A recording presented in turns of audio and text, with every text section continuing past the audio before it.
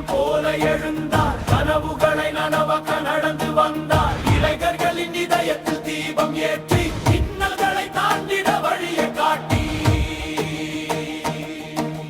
விவசாய நிலங்கள் பசுமையை சிரிக்க, விழிகள் எல்லாம் எதிர்காலம் விரிக்க, கல்வியும் வேலையும் அனைவரும்